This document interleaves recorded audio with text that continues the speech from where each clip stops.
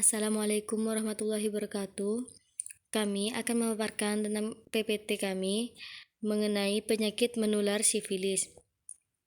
Kelompok kami beranggotakan Denny Yulianto, Krisnawati, Anis Rahmawati, Giana Agung Wibowo, dan Heru Riswanto.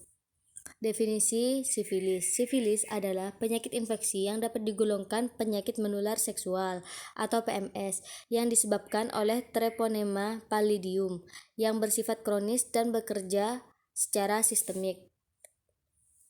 Epidemiologi. Asal penyakit tidak jelas. Sebelum tahun 1492 belum dikenal di Eropa.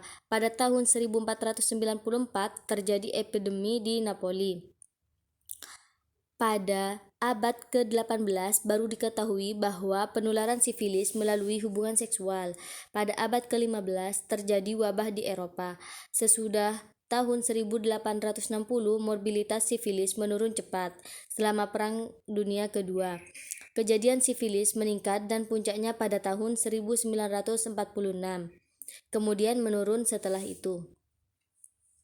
Pada tahun 2011, yang pertama 72% kejadian sifilis berhubungan antara seks laki-laki dengan laki-laki. Kedua, 360 kasus untuk sifilis kongenital, yaitu anak atau bayi yang mendapatkan sifilis dari ibunya. Ketiga, sifilis diderita oleh waria 25%, pekerja seks langsung 10%, pria yang berhubungan seks sesama pria 10%, pekerja seks tidak langsung 3%, dan narapidana 3%, menurut Kementerian Kesehatan Republik Indonesia. Etiologi. Treponema pallidum, bentuk spiral, panjang 5-20 mikron dan lebar 0,1-0,2 mikron. Gerakan berotasi undulasi sisi ke sisi. Mati pada kekeringan, panas, antiseptik ringan, hidup beberapa lama di luar tubuh. Sifilis ini juga dapat menular melalui hubungan seksual dengan penderita sifilis dan kontak kulit dengan lesi yang mengandung Treponema pallidum. Klasifikasi. Yang pertama, sifilis kongenital. Dini sebelum 2 tahun, lanjut sesudah 2 tahun. Ketiga, stigmata. Yang kedua, sifilis akuisita atau didapat. Sifilis akuisita dapat dibagi menurut 2 cara. Pertama, secara klinis dibagi menjadi 3 stadium. Stadium 1, stadium 2, stadium 3B. Kedua, epidemiologi WHO. Stadium dini menular dalam 1 tahun sejak infeksi. Stadium 1, stadium 2, stadium rekuren, dan stadium laten. Stadium lanjut tak menular, lebih dari 1 tahun sejak infeksi. Stadium laten lanjut dan stadium 3. Bentuk lain adalah sifilis kardiovaskuler dan neurosifilis. Stadium 1 atau stadium 4. Pemeriksaan penunjang. Pemeriksaan Treponema pallidum. Mengambil serum dari lesi kulit dan dilihat bentuk dan pergerakannya dengan mikroskop lapangan gelap. Treponema tampak berwarna putih pada latar belakang gelap. Pergerakannya memutar terhadap sumbunya, bergerak perlahan-lahan melintasi lapangan pada pandangan. Jika tidak bergerak cepat, maka penyebab stomatis. Pemeriksaan lain dengan pewarna menurut Buri tidak dapat dilihat pergerakannya karena treponema tersebut telah mati. Jadinya tampak bentuknya saja. Rapid Plasma Regin atau RPR dan Venereal Disease Research Laboratories VDRL murah dan cepat namun tidak spesifik.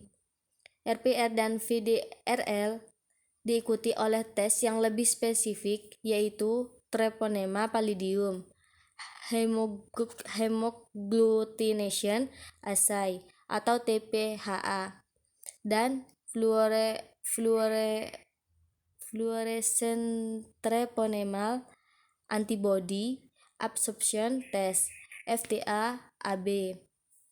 Pada neurosifilis dilakukan tes dengan menemukan leukosit dalam jumlah tinggi dan adanya protein abnormal yang tinggi pada LCS. Patofisiologi. Stadium dini. Treponema pallidum termasuk ke dalam kulit melalui mikrolesi atau selaput lendir.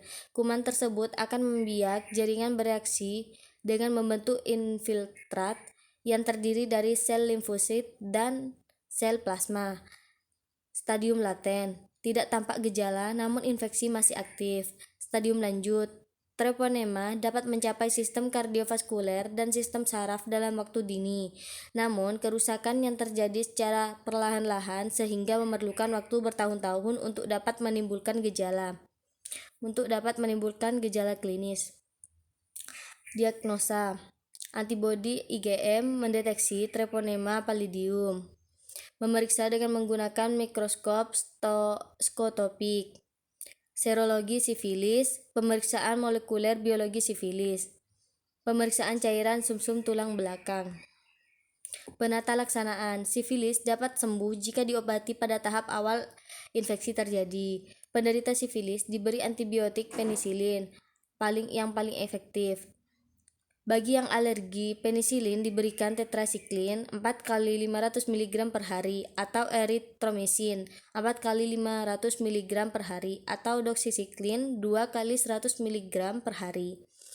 Cefaloridin memberi hasil baik pada sifilis dini. Azitromisin dapat digunakan untuk stadium 1 dan stadium 2. Lama pengobatan 15 hari bagi stadium 1 dan stadium 2 dan 30 hari untuk stadium laten. Eritromisin diberikan bagi ibu hamil. Doksisiklin memiliki tingkat absorpsi lebih baik dari tetrasiklin yaitu 90-100%, sedangkan tetrasiklin hanya 60-80%. Pencegahan primer. Yang pertama, tidak berganti-ganti pasangan. Kedua, gunakan kondom. 3, hindari penggunaan jarum suntik. Yang keempat, selalu menjaga kebersihan alat kelamin. Pencegahan sekunder. Yang pertama, adanya siraman rohani yang dilakukan di lokalisasi. Yang kedua, adanya penyuluhan tentang IMS oleh Dinas Kesehatan. Pencegahan tersier. Yang pertama, adanya peraturan dari pemerintah tentang larangan prostitusi.